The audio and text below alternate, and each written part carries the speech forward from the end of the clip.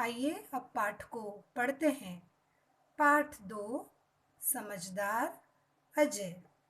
उजाला छा गया, अजय उठकर उपवन गया, कसरत कर ताकतवर बना, अब झटपट घर आया। अरे वाह, इसमें तो अजय बहुत ही होनहार बच्चा लगता है जो सुबह उठकर उपवन जाता है, फिर वहाँ कसरत करता है। तभी तो देखो वह कैसे ताकतवर दिखाई दे रहा है। आपको भी अजय जैसे सुबह उठकर सैर के लिए जाना है। जाएंगे ना? हाँ, शाबाश। देखो अब आगे कि अजय क्या क्या करता है। तो पढ़ते हैं अब। माता का कहना माना, टब लाया, नल चलाया, जल भरा, हाथ नाक कान बाल साफ कर समझदार बना। अरे वाह, अजय तो माता का कहना भी मानता है, खुद होकर स्नान करता है और शरीर को अच्छे से साबुन मलकर नहाता भी है। शरीर के अंगों की सफाई भी करता है। इसका अर्थ यह है कि अजय को बिल्कुल आप ही की तरह साफ सुथरा रहना पसंद है। आपको भी तो पसंद है ना? शाबाश। तो चलिए अब आगे देखते हैं। अब भगवान का भजन कर अखबार पढ़ा, गाजर का गरम हलवा खाया, पाठशाला जाकर पाठ पढ़ा।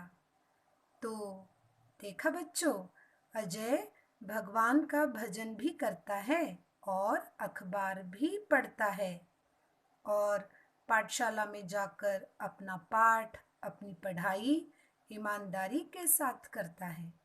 तो बच्चों, कैसा लगा आपको अजय? अच्छा बालक ना? मुझे पता है कि आप भी अजय की तरह समझदार हो। अपनी अच्छी आदतों को इसी तरह आप बरकरार रखेंगे। तो चलिए अब आगे बढ़ते हैं। बच्चों, अब समय है गृह कार्य का। अब तक हमने जो भी पढ़ा है उसे दृढ़ करने का। तो लीजिए अपनी कॉपी पेन और लिखिए सवालों के जवाब। प्रश्न पहला आपको दिया है, रेखांकित अक्षरों में आ की मात्रा लगाइए। यहाँ पर कुछ आपको शब्द दिए गए हैं, जैसे कि बादाम। बादाम के ब में एक रेखा खींची गई है।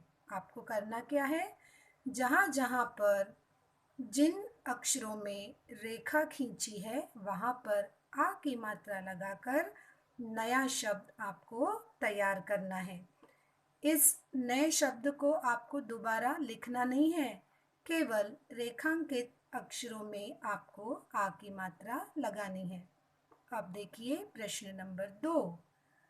अभी जो समझदार अजय पाठ हमने पढ़ा उसमें कुछ शारीरिक अंगों के नाम भी आए हुए हैं। आपको उन अंगों के केवल नाम इन 3 रेखाओं के बीच योग्य तरीके से लिखने हैं। आइए आगे देखते हैं। प्रश्न 3 है, चित्रों को नाम दे। यहाँ पर कुछ चित्र दिए गए हैं, जैसा कि पहला चित्र है आम का। अब इस चित्र को तो हमने पहचान लिया। इस चित्र को पहचान कर इसका नाम इन 3 रेखाओं के मध्य लिखना है। इसी तरह से इन सभी चित्रों को पहचान कर इनके नाम यहाँ 3 रेखाओं के मध्य हमको लिखना है।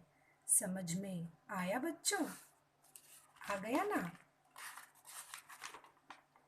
मुझे पूर्ण विश्वास है कि यह पाठ आपको पसंद आया होगा और समझ में भी आया होगा। इसी आशा के साथ फिर मिलेंगे अगली ई क्लास में। तब तक के लिए धन्यवाद।